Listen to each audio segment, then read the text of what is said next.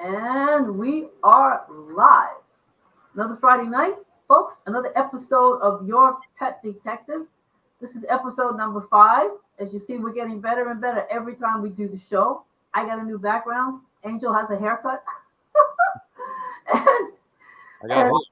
and we have another exciting guest. Her name is Karen Anderson. I promise to point in the right. I get my screen direction messed up. Nope, the other way. The other way. So I got to point in that direction. Oh, there it is. All right. There it is. Karen. I'll get it right. Karen Anderson, who is a pet psychic. Karen, am I saying it correctly? Um, Pet psychic, animal communicator. Sure, that works. Along with a host of other things. And Angel gave me the whole readout here, so forgive me if I missed some of the data, but the Let me point show is them. that it is pretty impressive. Karen is a former a law enforcement person, and she's written several books, and she also has a ranch called uh, Painted Rain Ranch, and that ranch is a refuge for animals that are older animals, some maybe even younger animals. But the point is that she takes care of those animals until they pass on, until their next life. This is something that a lot of people wouldn't even consider doing. But out of her goodness, her humanity, she is the keeper of these animals. And there you see a picture of Karen in her uniform. It looks like she kind of has 3 lives there. We're talking about the lives of animals, but she's gone. She's there. There you see the gorgeous glamour queen on the right. You see the pet keeper in the middle, and you see Karen as a law enforcement person when she was in a previous life.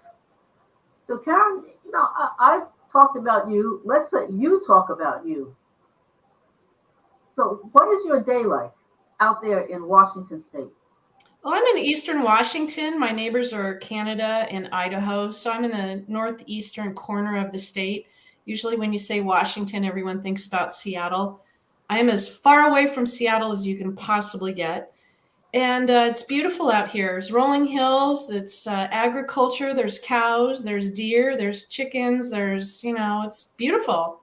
And I live on a 30-acre ranch, the Painted Rain Ranch, and it is a nonprofit animal sanctuary that I founded.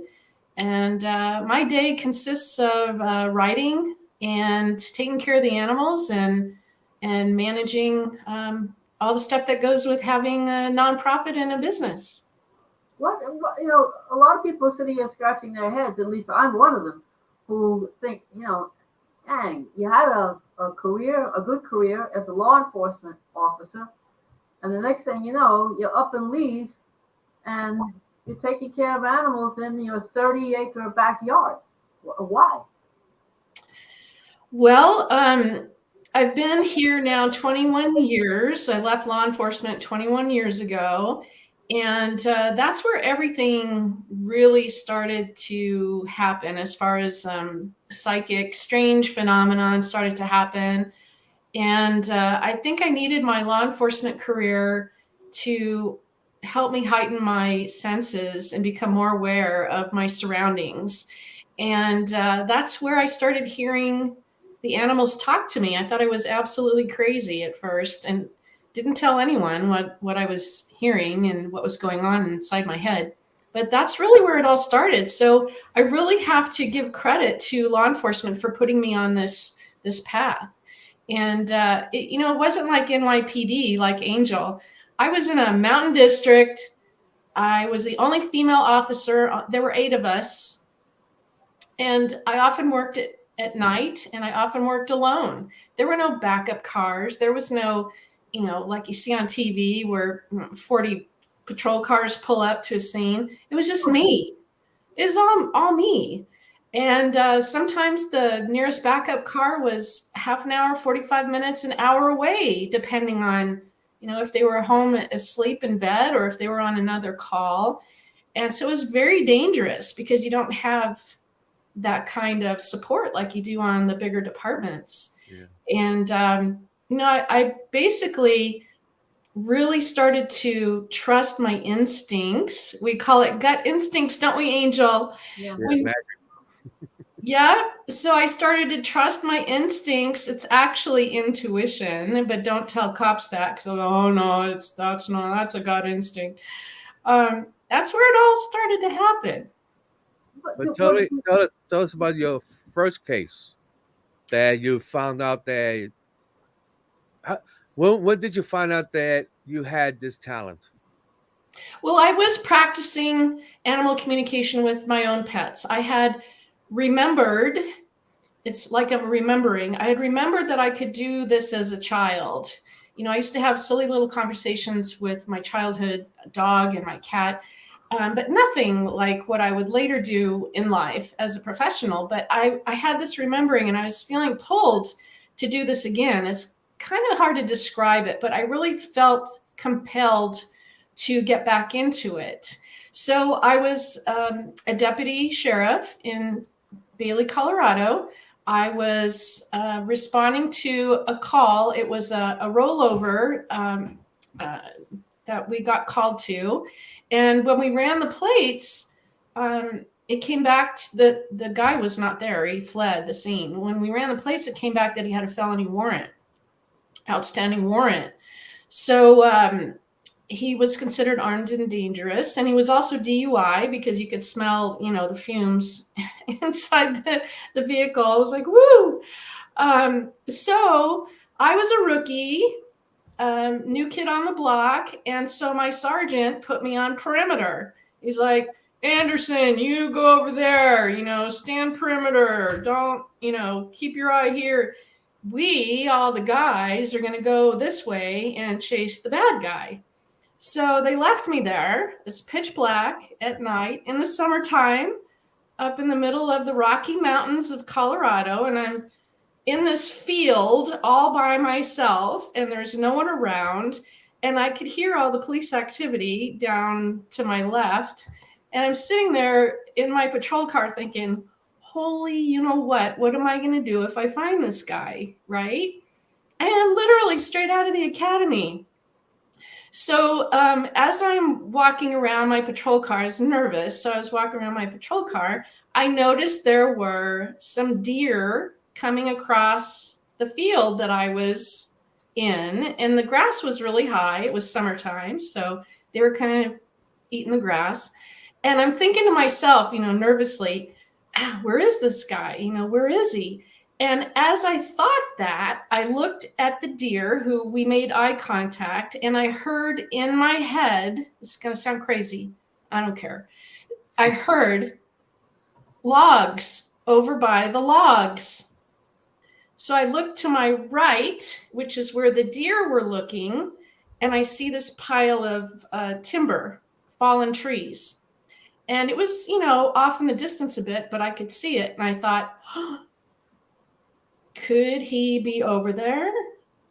And so I snuck around and I was so nervous, just sweating bullets, nervous, pulled my weapon. I came up on this pile of timber and I ordered the suspect to come out with his hands up. And sure enough, I see these two little hands pop up out of the grass and I got him. So that was the first time that I had crazy, weird stuff happen to me. And it was not the last time. Wow. And for people who have, here's, I believe in serendipity, in coincidence. Believe it or not, I worked with a fellow news person in New York City for several years, a good friend of the family, who moved to Bailey, Colorado. No, you did not. Got a friend that moved to Bailey, Colorado. John lived there for he's been there for 10 years. And I don't know anybody in Bailey. And everyone, and we talk on the phone, he calls me. And sometimes he goes out and he takes these kind of sojourns into the woods. And I don't talk to him for a couple of days. And I say, well, where you been? So, well, I was out in the woods. So for people, anybody who's never been to Bailey, let me tell you something. Bailey is remote. Yeah. I mean, it's out there. Beautiful town, Mhm. weather, whole 9 yards. But what Karen is saying, to appreciate it, you've got to understand just the, in the context, you have to understand the geography. As my friend John said, John went out there, and John, the first thing he did was get a gun license. And I was appalled, and I said, well, John, what are you doing with the gun license? He said, let me tell you something. He said, when you call the cops in Bailey, the cop, just as you said, Karen, he says, a cop may not arrive for 45 minutes. So he says, you're virtually on your own until the police arrive. That's how far out there Bailey, Colorado is. Mm-hmm. To appreciate Karen's story. And it is pitch black out there. And it's just with me, myself, and I. Exactly. And, you're at 8,500 feet. You're up in the Rocky Mountains. Sometimes our pack sets, our radios didn't work. So dispatch didn't know where we were. We couldn't call out our location. It was really sketchy. I look back on it now. It's like, what was I thinking? But that's what we did. And, it truly is remote. And just to give you a size of the district, it was about the size of Rhode Island. That's like, so you get called from one end of the district to the other. It's going to take you a while. Response time. Now we had it. You guys will love this little bit of trivia. Here's a little bit of trivia for you. Have you heard of the program called South Park? It's on the little characters. Kenny Cartman and whatever his name is. Yeah. South Park is a real place. It's in Fairplay, Colorado. That's what they call it, South Park. I worked the northern part of that district, so Park County. So South Park is where the jail is. So when I would take someone to jail, when I entered into South Park, there was a little sign on the side of the road that said, "Welcome to South Park," and it had all the cartoon characters on the side of it. So who killed Kenny? Right. Who killed Kenny? Not me. I would think that somehow, Angel and I both live in the confines of New York City. I'm just slightly above the city line. But I think somehow that those remote conditions lend themselves to a lot of introspection. And when you can hear, you can hear the thoughts in your head. In New York City, we're bombarded with noise and cars and you name it. It's this cacophony of just noise, and you really have to work very hard to stay centered and to think. But out there, you can develop your intuition better, and perhaps that was helpful in your arriving at the knowledge of who you are and your abilities. I think that the environment, albeit remote, was perhaps what fostered that inner something, that inner Karen that led you to the path that you're on today. And speaking of that inner intuition, when you are in the presence of living animals, are you able to communicate with them on a level beyond what a lot of us are able to communicate with them? I mean, for example, my cat is stretched out over here on my internet box to my left, and she's there. If she moves any, she's not going to know. I don't think she's going to know that I don't want her to move any of the cables around. Otherwise, I'm going to go off the air. But sometimes I think that she does understand that she's supposed to stay in that spot. So is that, how do you reach a level where you can zone in with that animal? Years and years of practice. I've been an animal communicator for 26 years, and it's a process. It's a skill that you learn, just like tennis or, playing the piano. The more you practice, the better you get. And most of the work that I did was remotely, meaning my clients were on the phone and I had a picture of their pet and I would check in remotely and share what I received. So messages come through energetically. So it's like an impression. It's like a daydream. It's like something that flashes before your mind. It's like your thought, but it's not your thought. So a lot of people have this ability, but they discount it because they think, oh, it's just me. That was just my thought, or it's just my imagination. We all have the ability to do this. I'm not doing anything extraordinary. I've just sharpened those skills to where I can actually get very detailed messages. And also, which just fascinated me, I can communicate with animals that are departed. That was like mind blowing when I realized I could do that. But just to back up the bus a little bit, it was the animals that were on crime scenes that started telling me accurate information that was true compared to what the people on scene were telling me that were supposed witnesses. So I would find out later that what the animal had showed me, let's say, I'll just share it with you. For instance, I went to domestic violence one time, and it was a husband and wife, or boyfriend and girlfriend. And it's really hard. Domestic violence cases are really hard because sometimes they both batter each other. I mean, it's really hard to tell who's the aggressor sometimes and who's not, because sometimes there's, a lot of stuff going on there. So when I got on scene, I couldn't tell who was the primary aggressor. They both had wounds. They both had red marks. They both had injuries. And so there happened to be a resident dog there that they had.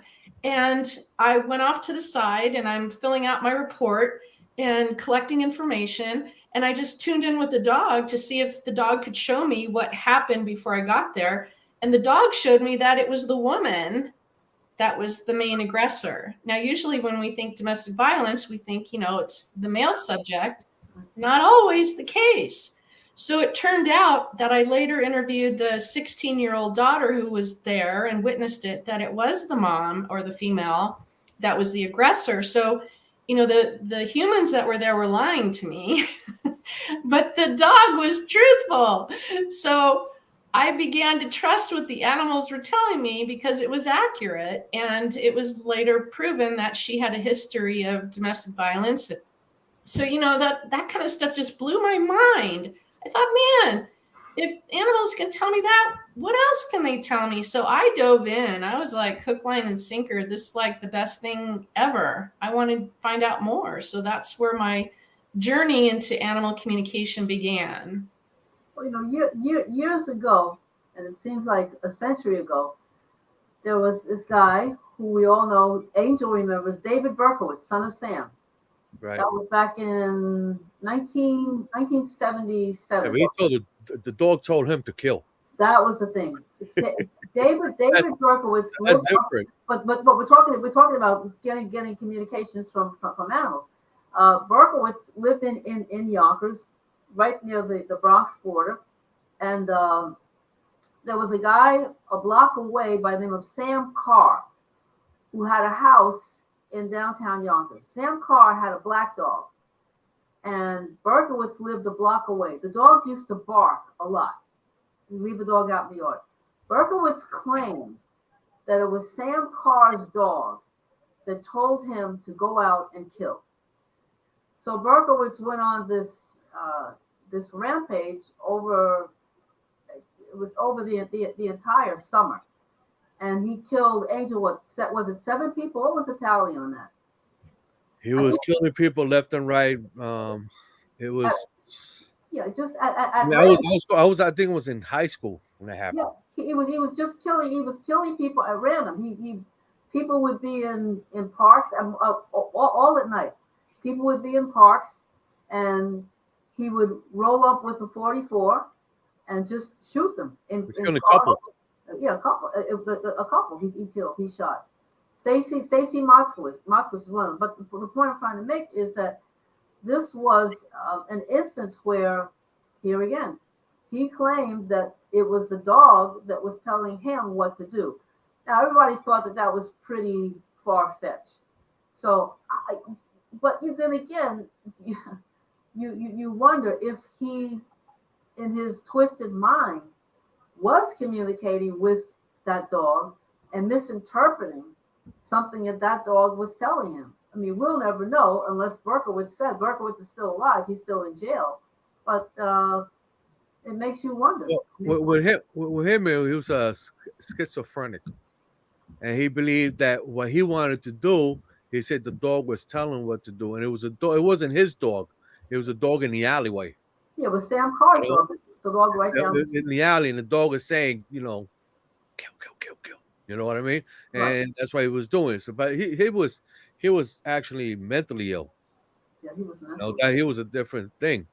You know, a little bit more to put it down demonic. But with you, it's different. I mean, I know in the police department, we do not want to say, but they do use mediums.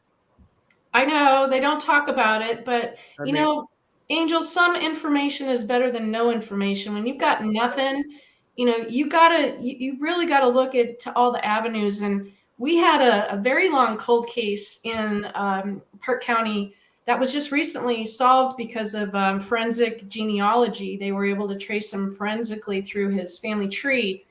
But I know that they called in a bunch of psychics for that, and they don't tell anybody. But they had nothing. They had zero. So, if it were my loved one that were the victim, I'd be open to, I don't care where the information comes from, just anyone who has information. I would want to know. Well, that's another thing too. I do a lot of cases now for dogs, pets, dinosaurs, whatever animals is alive. And I'm the last resource. I mean, the person is broke and they like use me as the last resource. And I do pro bonus, which I know you don't like me to do, but it happens. And the thing is, the first person they really call, when they call the police department, but they do call a medium. And the medium, and some mediums, they charge them like almost $3,500. That's crazy. They get a tracker. That's crazy. It is. Don't do that. Money, and they do like one or two. But she told me that, and I already have it in my mind. She told you, I didn't tell them because, I feel bad for them, but I see an alleyway. I see this. I see tall buildings. There's New York City. You see it on TV. You know what I mean? I mean, it's the same way of stereotype. You know what I mean? Nothing specific, And, I don't tell them anything. I says, okay. So, this how much you charge? I said, well, I charge this. But, I have no money. I said to myself, of course not. You just gave $3,500 away. And then you get a tracker, a person that they call themselves a pet detective, and you spend like another $4,000, and all they do is put out flyers. Yeah. But that's where they lose all their money. But but the thing is, there are real mediums, and that's why I have you here, because I know you for so many years. I know, Angel. My gosh, it's been a long time. And I did work some cases with you. Mm-hmm. And kind of mind-blowing cases too. Yes. And but let me ask you one thing.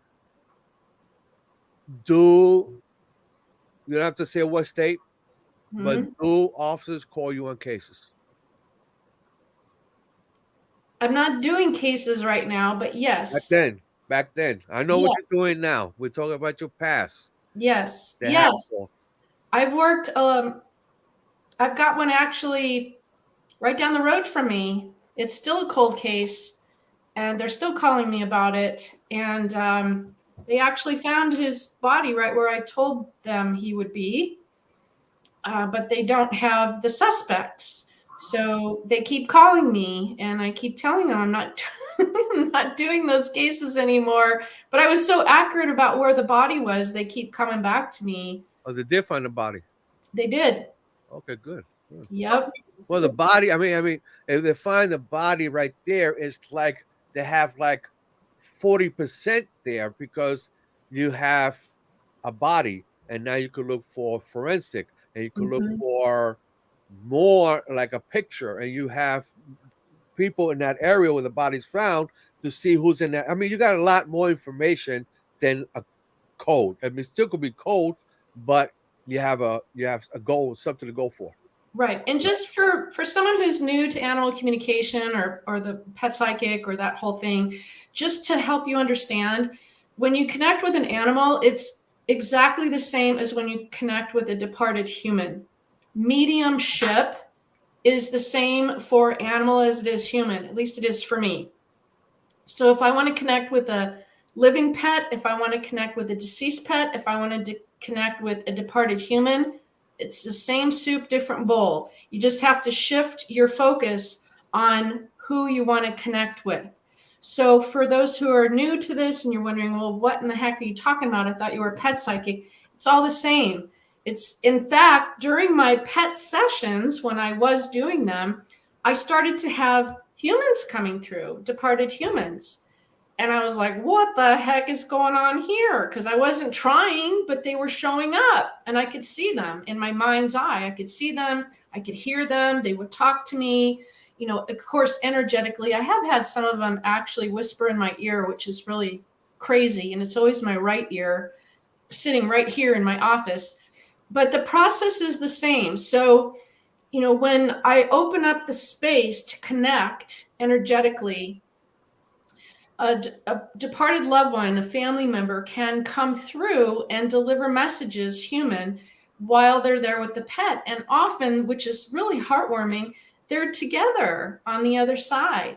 So if you have a pet who's passed on and you're wondering what they're doing and who they're hanging out with, well, most likely they're with your family soul group, your loved ones that you care about that are in this group, and your pets are part of that soul group, and they can all talk to mediums like me. And there's lots of us out there, and you just have to find a reputable one, because just like in any other industry, there are people that are not, you know, legitimate. So you have to do your homework, make sure that you get someone that's really well known and has really good reviews. But it's incredible. And what drew me into the afterlife was, how incredible is that? It's one thing to get a message from a living pet, right? Like you said, your cat that's sitting there kind of listening, kind of watching, kind of seeing what's going on. Whole different ballgame when you talk about a pet that's deceased. It's like, how can that happen? Very easily. In fact, it's much easier for me to connect with a deceased pet than it is a living pet. And I'll tell you why. A living pet has a physical body. They have all these different distractions around them: food, treats, people, motion, something going on in the room or outside the window. A departed pet has no physical body. They're pure energy. And animal communication is the transference of energy. It's mind to mind, soul to soul, just a message, like a cell phone call from your phone to my phone. It's an energetic wave. So a departed pet for me is much easier to connect with, because you don't have to go through the physical body and all the distractions, where like a pet that's here, like in the room with you, will get up and walk away, and they don't want to talk to Karen Anderson. They're like, heck with you. I'm going to go see what's, I can find on the kitchen floor. If someone has lost a pet, matter of fact, I know I have a friend who recently had to put his dog down, and this was a long process that happened over a period of, I would say, a month or more. Make a long story short, the guy wasn't married, had no children, and the only thing he had in his life was a good job and a good dog. And it just destroyed him to have to put this dog down. And he is still in the process of grieving. He posted every day on Facebook because the dog was getting weaker and weaker and weaker. Finally, the day came when he had to put the dog down, and it was horrendous. If he was sitting in his living room now, and he wanted to reach out to that dog, how would he do that? What would he do? How would he go about tuning in to that dog? Well, that's what I teach people. I have online course for beginners, and it's very simple. There's like 8 steps. It's very simple. Most people can learn the simple steps in about 15 minutes. And it's just following the steps. And then again, practice, practice, practice. The more you practice, the better you get. It's really about putting your doubts aside. You can't be a doubter. You can't be a skeptic. You can't be a cynic. You can't say, oh, this is stupid. This will never happen. Well, guess what? You're never going to get anything if that's your attitude. If you go in with the attitude of, wow, this crazy lady might be onto something, I'm going to try it. I'm open. I want to see what I can get. You're going to receive something.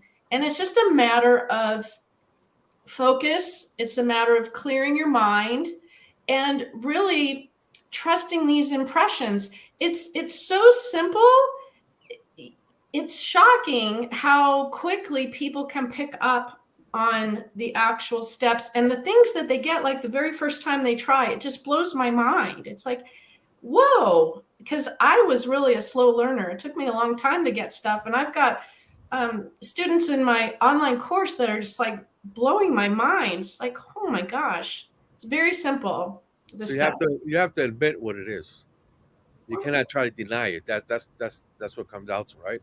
Yeah. If he says no, no, no, and meanwhile it's telling you something, you say, I don't want to go by that because whatever people think, and that's not whatever it is, it won't happen.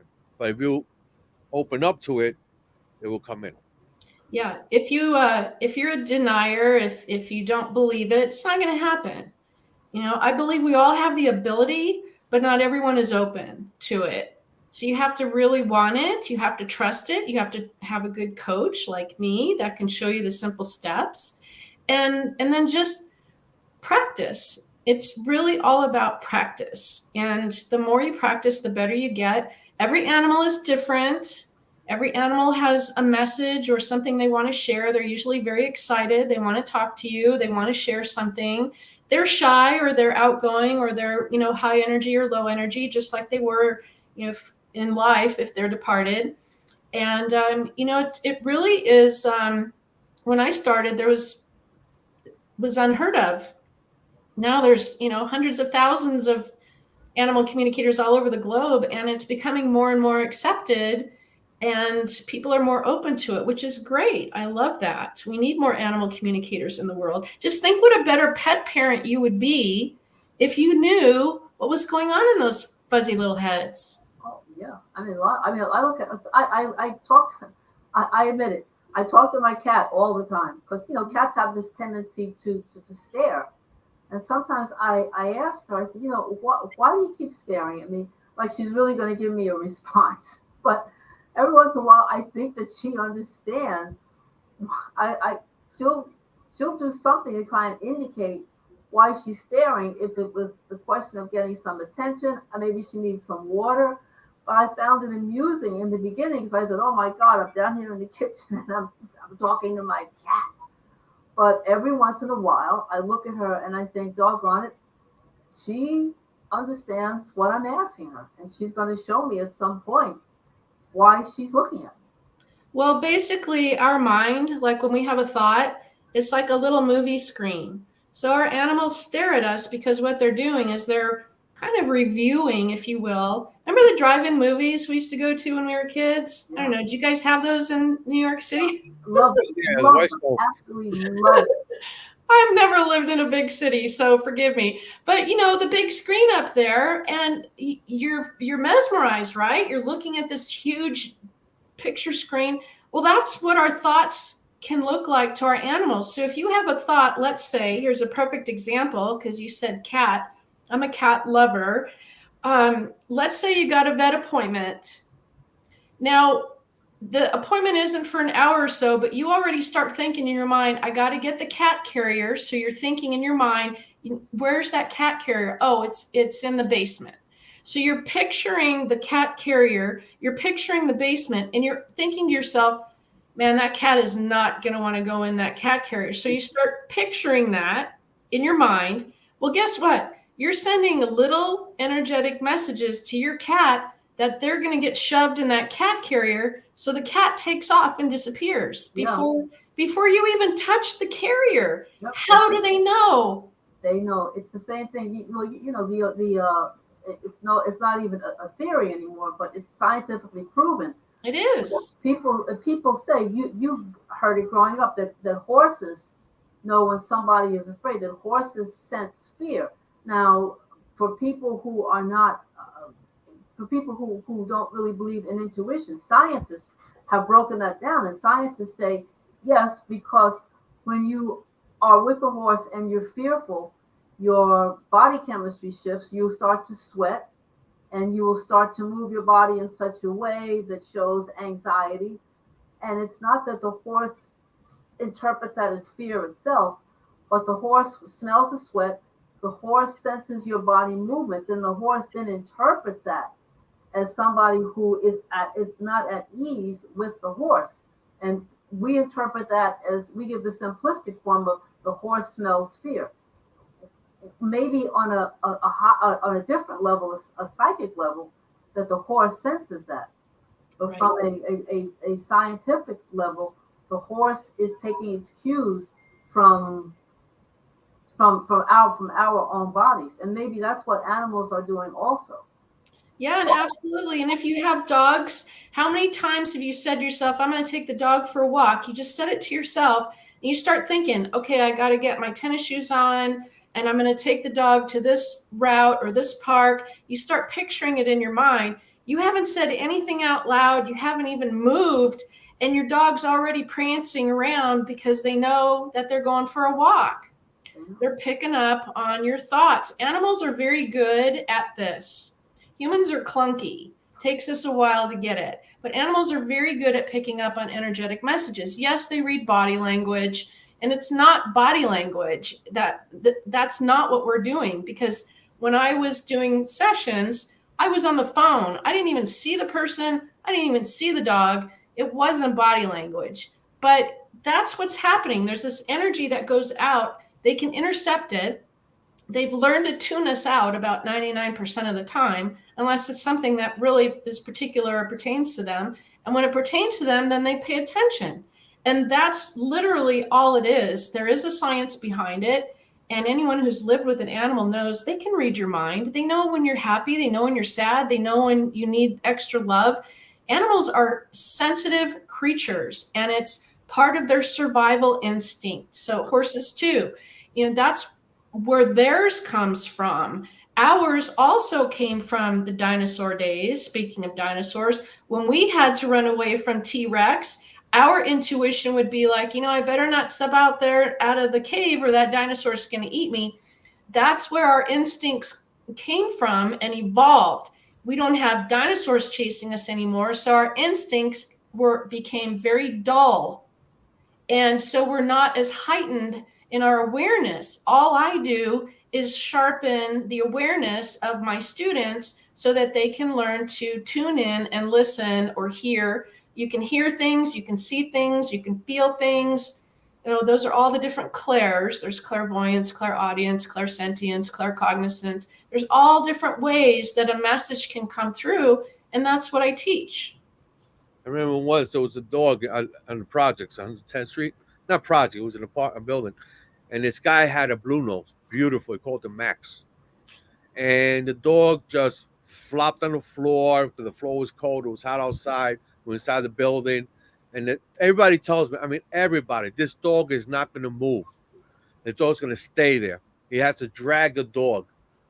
So I'm looking at him. The guy said, I'd say to the guy, can the dog go with me? I said, no. This dog goes with nobody, only with me.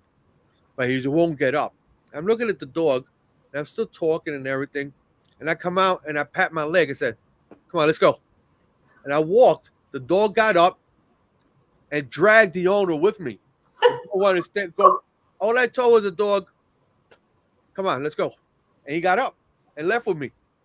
And the owner is upset at me because the dog doesn't listen to him, but listen to me. But we had a communication. I'm not saying I'm a medium. I'm an extra large. But the thing is, but extra large now.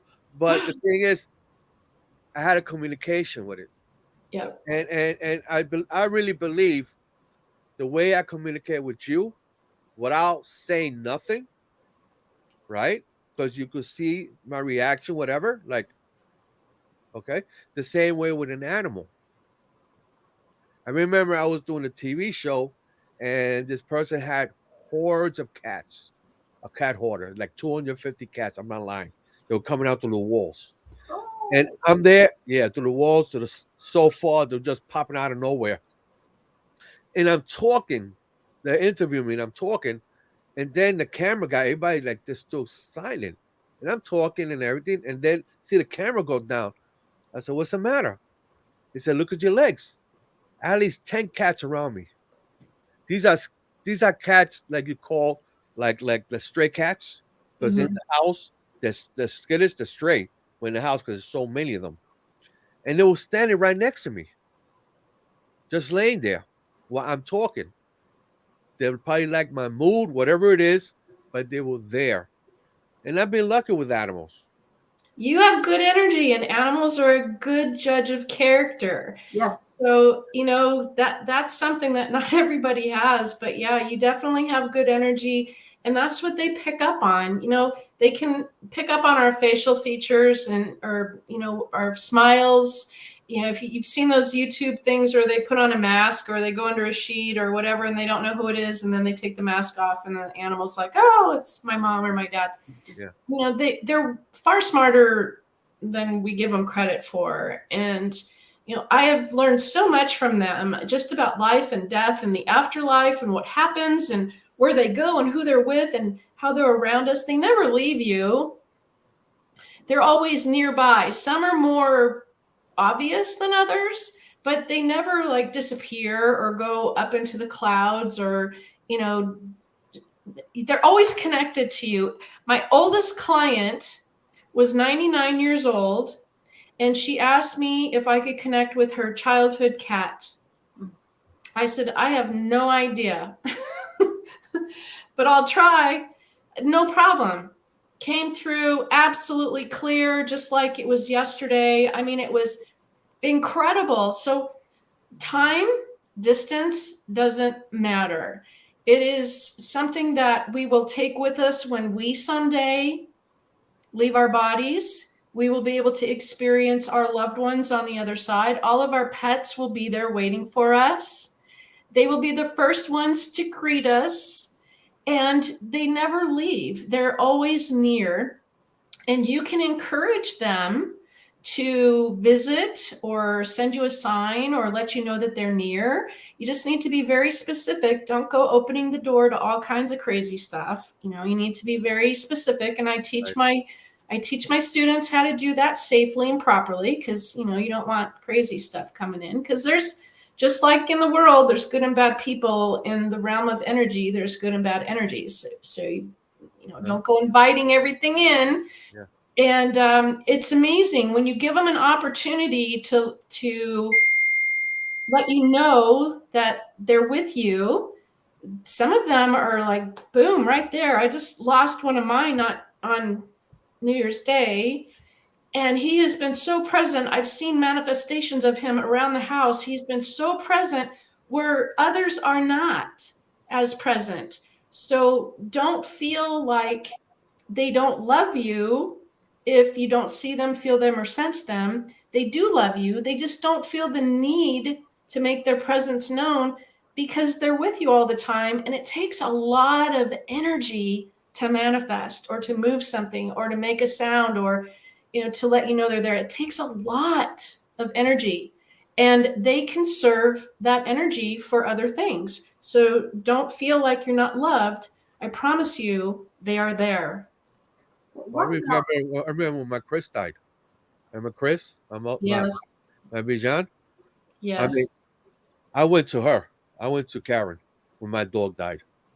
And she wrote to me. See, that's a good thing about her. It's like she writes to me of what it is. Not a lot, psychics. I don't work with a lot of them, even though some of them attract to me. But she texts me about my dog, what my dog is doing, the way my dog is, and all I did was show her a picture.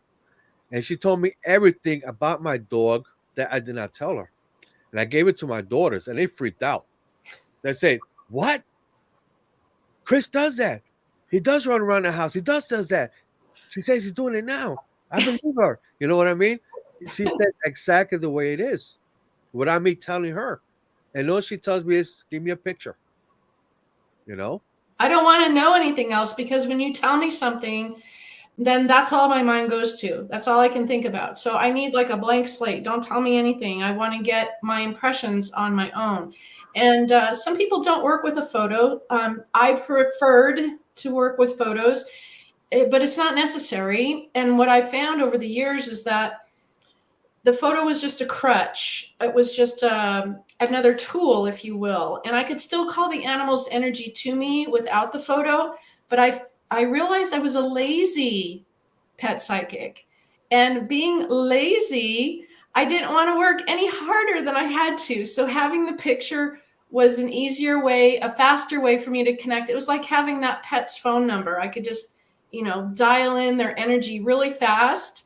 But again, a photo is not always necessary depending on who you're working with. But I like to see their faces. I don't want a video. I want a picture. I like to see their face.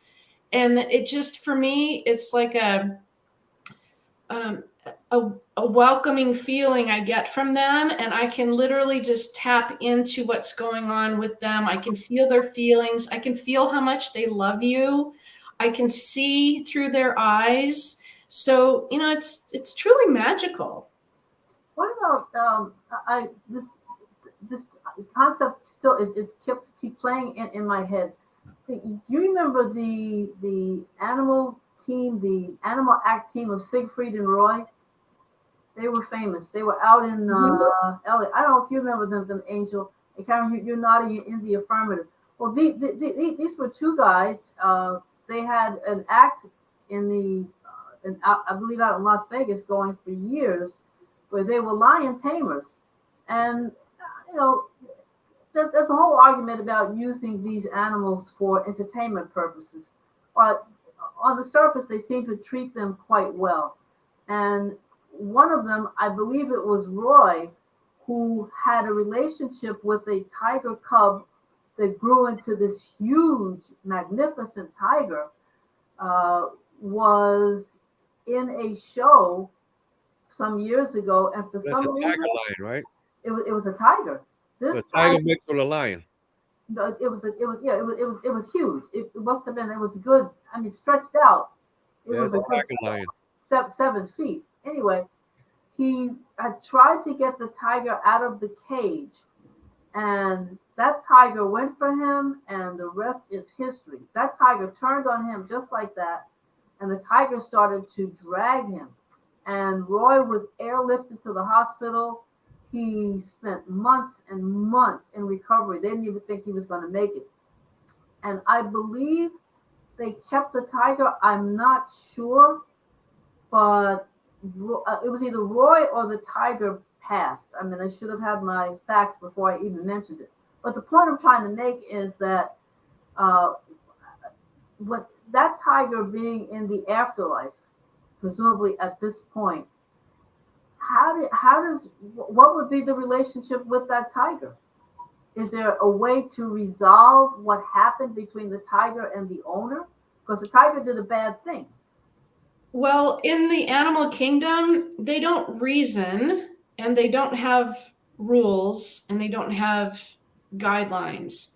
Humans have morals and specifics. That's a human trait. Animals don't have that. So even like a dog that attacks someone, Right. kill them, the dog isn't going to get to the other side and go, "Oh, gee, I'm really sorry about what I did." It's not going to happen. The dog acted instinctually. Animals act on their instincts and to stimulus, and they respond. And they're not going to feel bad or have remorse about what they did. They don't think that way. That's a human concept. That's humanizing an animal. So their relationship, if Roy loved this animal and this animal loved Roy, they'll probably have a great relationship. I can't speculate because I don't know either of them. But all I know is that if you love an animal and that animal loves you, that's all that matters. Because the afterlife, what happens when you leave your body, is fueled by love and loving thoughts. So if you have a pet that dies and you spend all of your time and effort and energy mourning and grieving, and you can't get past the grief, you're actually the animal cannot benefit from your love anymore, and you're no fun to hang out with. You're not going to hurt them. You're not going to make them leave. But think about it. Would you want to hang out with someone who's upbeat and positive and outgoing and loving and kind and happy and smiling? Or do you want to hang out with someone who's sad and depressed and crying and upset all the time?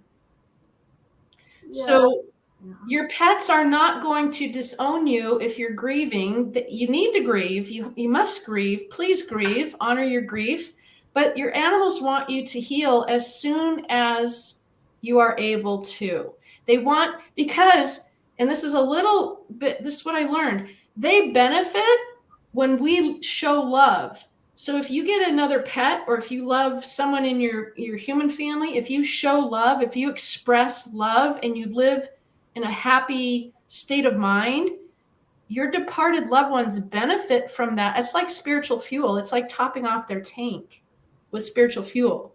When you're depressed and sad and, abusing substance abuse and alcohol and this and that, you're like a drain. They don't want anything to do with you. It's like, go away. They're not going to leave you entirely, but they want to be around somebody who's positive and upbeat and loving and expressing that love, because they benefit from it. It's like you're a battery pack for them. So when you live a good life and you're happy and balanced and you're loving yourself and loving those around you and your other animals, you fuel them. They love that. They're going to come around more and more and more. They're going to be very present and very much connected to you in every way they can, because you're like a magnet to them. An energy source. I mean, that's a brilliant way to summarize what you're saying about the relationship between the pet parent, if you will, and the deceased pet, or even the living pet, because we are energy sources, be it bad energy or good energy. Right. So if you want people to benefit from good energy, then we have to be good energy ourselves. We have to be positive. Otherwise, if we're negative, then we're just kind of contributing to the negative cycle. Yep. They'll never leave you. So I don't want anyone to think that. And your grief doesn't harm them, and it won't stop them on their spiritual journey. But it sure as heck doesn't help them now, does it? Think about it. No, I keep thinking back again to my friend who lost his dog. Teddy was the dog's name, and Teddy was just a great, fluffy little guy, and to know him was to love him. And it seemed that when Teddy passed on, it was not only a loss to this man, but it was a loss to the community who empathized with Teddy's plight, went through his journey once he got sick. And when he died, it was just like really losing the cliche, losing a member of the family. In this case, it was a Facebook family, but still, he had so much positive in him. And that's why I think it was very hard for this guy after he lost him. Who had put so much money and so much energy into saving this dog, knowing that this dog was going to go eventually. But when that final day came, it was like, it was just, again, it was just terrible. Terrible. It is. And it's no different for me. Some people say to me, oh, you're so lucky, Karen. You can communicate with animals. So, it must be so much easier for you. Well, I still feel all of that pain. I still go through the same emotions that anyone else does when they lose somebody they love. But I'll tell you what, if I wasn't able to receive the messages that I have from my departed pets and my departed loved ones, I would be completely a mess. I've lost 7 in the last 11 months. Wow, that's a lot. But because I can communicate with them, because I have the ability to understand them, it helps you through your grief so much faster because you still feel connected to them. You can talk to them. You can feel their love. You can see that they don't blame us because we didn't get them to the vet on time. They don't hold us responsible. Oh, I just saw something flash past my screen. I don't know if you guys caught that. I just saw that. What was that? Did you see that? Yeah, it went from left to right, I think. I saw it. Yep. What was that? I did. I saw it. I didn't see anything. What is it? It was an orb flash by. Oh, okay. Yep. So when we beat ourselves up, right? I know I have in the past, we didn't do the right things. We didn't give them their medicine on time. We were, we lost our patience with them. We waited too long. We took them in too soon. We second guess everything. We blame ourselves for what we should have done, what we could have done. Guess what? Our animals don't see it that way. That's a human concept.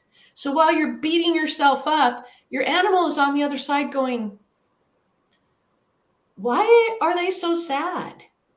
I thought they loved me. I thought I made them happy. I thought I brought them joy. Why are they so sad? They can't conceptualize something that big because that's a human thought process. So they're sitting there wondering why you're so sad all the time. Every time you think of them, you're sad. And they start to feel like they're making you sad, right? I mean, that's just logic. So what you can do to help your pet is you can honor your feelings of grief, be sad, cry when you need to, it's okay. Grief is part of loss.